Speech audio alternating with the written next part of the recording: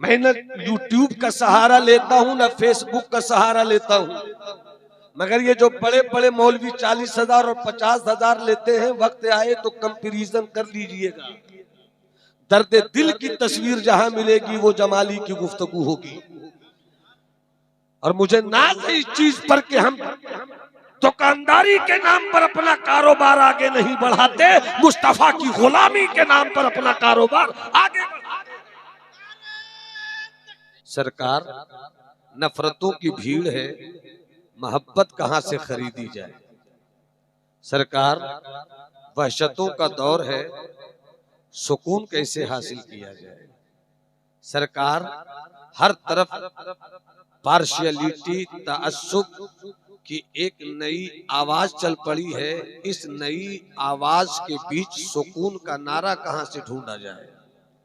हजरत सरकार ताजुशरिया ने फरमाया, जो जमीन पर है उनसे इस्लाम मत सीखो। अगर आपको समझ में आए कि तकरीर समझी जाती है तब आप सुभान अल्लाह कहिएगा। क्या कहा मेरे सरकार ताजुशरिया ने? जमीन पर जो है, गौर से सुनिएगा, जमीन पर जो है इस्लाम उनसे मत सीखो, जो जमीन में है इस्लाम उनसे सीखो। अगर सब बोलोगे सुभान अल्लाह तो बहुत अच्छी बात बता दूंगा। अरे हाथ उठाकर बोलो ना सुभान अल्लाह। जो जमीन पर है इस्लाम उनसे मत सीखो। आप उड़ीसा की सरजमीन देखिए, आप यूपी की सरजमीन देखिए, आप पूरा भारत देखिए, आप पाकिस्तान देखिए, जमीन पर रहने वाले बाबाओं की वजह से लड़ाई हो रही है। जमीन में रहने वाले बाबाओं पर लड़ाई नहीं हो रही है। गरीब नवाज से लड़ाई नहीं है। गरीब नवाज तो वो है कि रजब का चांद निकला नहीं, उड़ीसा जा रहा है,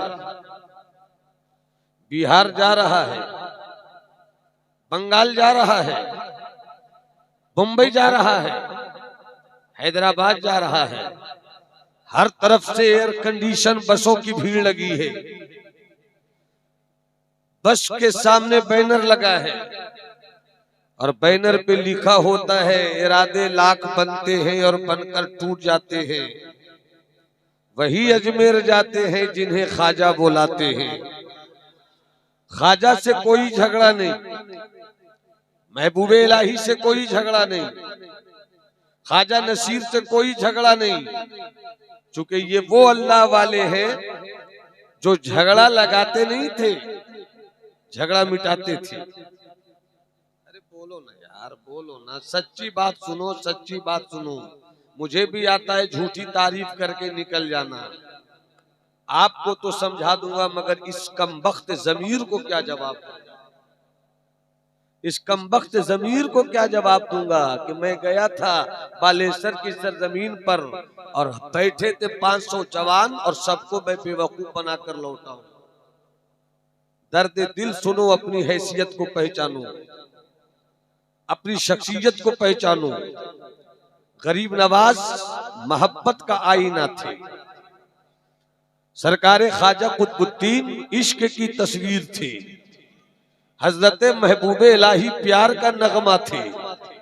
ख्वाजा नसीरुद्दीन चरागे दिल्ली वफा की मूरत थे। कभी आप संजीदगी में सोचिए, भारत में इस्लाम आया भी, भारत में इस्लाम फैला भी, आखिर आया तो किस तरह आया, फैला तो किस तरह फैला।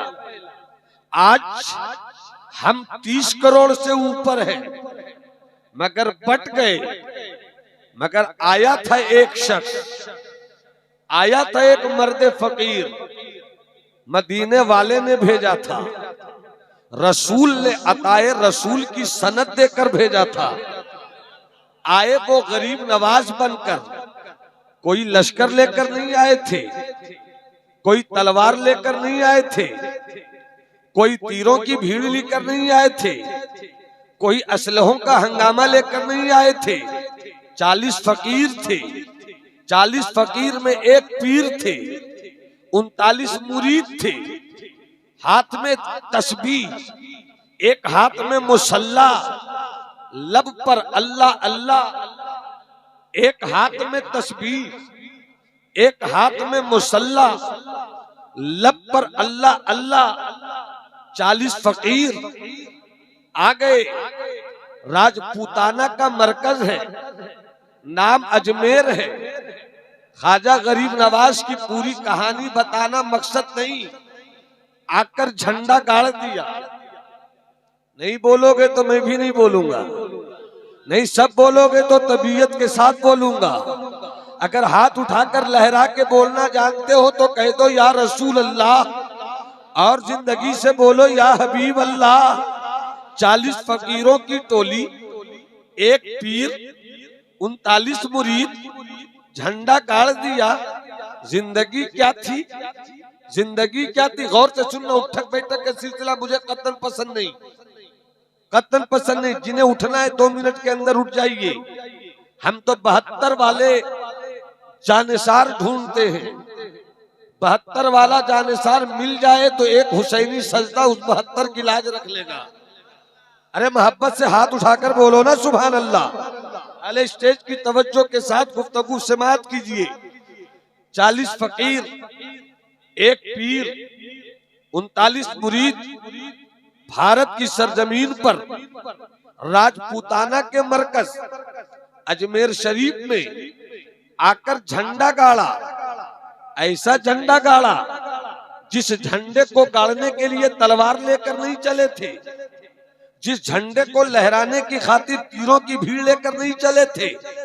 एक कुटिया है, उसी कुटिया में 40 फकीर हैं, 40 में 39 मुरीद हैं, एक पीर है, एक गैर मुस्लिम जवान है, पढ़ा लिखा है। असर का वक्त है। जवान इत्तेफाक से उसी रास्ते से गुजरा जिस रास्ते पे सरकारे गरीब नवाज अपने मुरीदों के साथ एक खेमा गाड़ कर रहते थे। जिंदगी क्या थी? फजर की अजान हुई, दीवानगी मुसल्ले पर है। जोहरे की नमाज हुई, मस्तों का काफिला मुसल्ले पर है। असर की अजान हुई, रब की रूठी हुई रहमत को मनाने वाले काफिले इश्क का सर सजदे में है। मगरिब की अजान हुई, रब की याद की बारात उतर पड़ी है। इशा की अजान हुई, दरूद के नगमे नमाज के बाद फजाओं में तैरने लगे हैं। ये है उन फकीरों की जिंदगी, ये है उन फकीरों का किरदार। आज असर की नमाज का वक्त है, उसी बीच में एक गैर मुस्लिम जवान उधर से गुजरा। असर की नमाज पढ़कर वो 40 फकीर उसी खानकाह में, उसी खेमे में, उसी तंबू के अंदर या इलाही कर रहे थे। जिक्र हक हु की मजलिस घर में थी। 39 तो अल्लाहू अल्लाहू कर रहे थे, मगर पीर आंखों में अश्कों की बरसात लेकर रो रहा था। पीर रो रहा था। गरीब नवाज की आंखें सावन भादो थी। गरीब नवाज की जुबान से कभी आह भी निकलती, कभी उफ भी। एक दिल है जहां टीस का बसेरा है, एक दिल है जहां जलन का बसेरा है, एक दिल है जिसमें यार से बिछड़ने की कहानी है, एक दिल है जहां मुर्शिद की जुदाई का गम है, एक दिल है जहां ख्वाजा उस्मान हारवनी की यादों के जलते हुए दीप ने दर्द का आफताब उगा रखा है। रोते रहते हैं। जवान गुजरा, गुजरते हुए जवान के बढ़ते हुए कदम रुक गए। अंदर से रोने की आवाज आ रही थी। रोने वाला रो रहा था, मगर इस पढ़े लिखे गैर मुस्लिम जवान के कदम रुक गए। जब तक अंदर वाला बाबा रोता रहा, बाहर ये जवान खड़ा रहा। जब बाबा चुप हो गए, ये जवान वहां से चल पड़ा। अपनी माँ का इकलौता बेटा था वो नौजवान। माँ बेचैन है, अब तक मेरा इकलौता चश्मो चराग आया क्यों नहीं, अब तक मेरा इकलौता बेटा आया क्यों नहीं, अब तक मेरे इकलौते लाल को घर में आने में ताखीर की वजह क्या बनी। बहुत देर के बाद जब वो बेटा पहुंचा, माँ तड़प कर कहती है, मेरे लाल इतनी देर तुम कभी नहीं करते थे, आज देर करने की वजह क्या है। उस जवान ने कहा, अम्मी मैं तो वक्त ही पर आ रहा था, रास्ते में वो जो अरब के कुछ साधु संतों की भीड़ आई है 40 की सूरत में, वहीं से मैं गुजर रहा था। जैसे ही मैं गुजर रहा था, अंदर से एक फकीर के रोने की आवाज आई। वो रोता था, दिल मेरा तड़पता था। रोता वो था, कलेजा मेरा फटता था। रोता वो था, दर्द मुझको होता था। माँ, मैं अब तक उसी रोने की आह की सदाओं में गुम हूँ कि आखिर वो ऐसा क्यों रोता है। मैंने मुआशरे में एक बेवा शौहर को शौहर के जाने के गम में रोते हुए देखा है। मैंने जवान बेटे की मौत पर माँ की ममता को तड़पता हुआ देखा है। मैंने मुआशरे में जवान बेटे की मौत पर बाप को तड़पता हुआ देखा है, मगर किसी के रोने की आवाज मेरे दिल को जख्मी न कर सकी। मैं समझ नहीं पा रहा हूँ कि आखिर वो फकीर इस तरह क्यों रोता है, उसके रोने के पीछे वजह क्या है, उसके रोने के पीछे राज क्या है। अम्मी मुझे बतलाइए। माँ कहती है, मेरे लाल वो रोया कैसा, तुमने सुना। रोने की अदा कैसी थी, तुमने सुना। रोने में दर्द कैसा था, तुमने महसूस किया। रोने में टीस कैसी थी, तुमने महसूस किया। रोने में जलन कैसी थी, तुमने महसूस किया। तो तुमने क्यों नहीं खुद बढ़कर उस बाबा से पूछ लिया कि बाबा ऐसा क्यों रोते हो। कि अम्मी अगर ऐसी बात है, फिर कभी रोते हुए मैंने पा लिया, पूछ लूंगा। कुछ दिन के बाद फिर वक्त वही था, जवान फिर गुजर रहा था। फिर खानकाहों से खानकाह के अंदर से रोने की आवाज आई।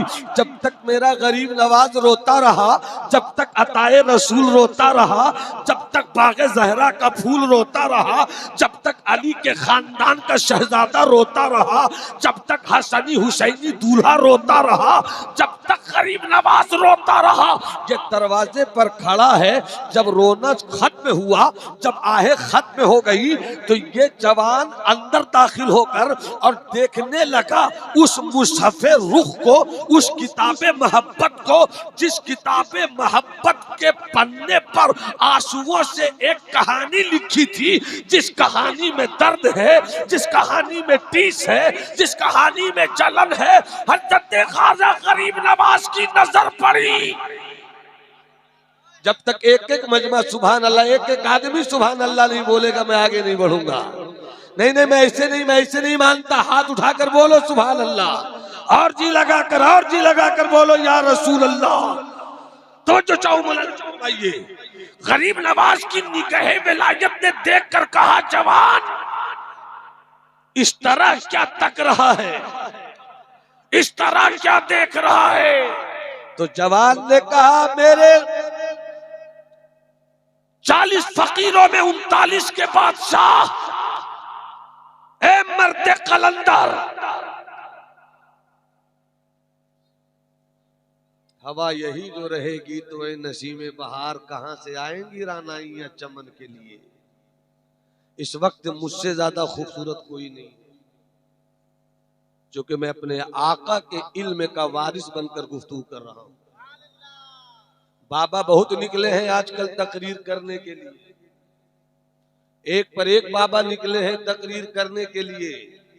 वक्ती तौर पर बाबा की 1.5 घंटे की तकरीर आपको हंसाएगी जरूर, मगर 1.5 घंटे के बाद आपने क्या पाया, जन्नत का कोई सामान नहीं होगा। शायद जहन्नम की तरफ ले जाने की कुछ बातें उस पर मिल जाएंगी। ज्यादा देर की बात नहीं करूंगा, बस जी लगाकर सुन लो।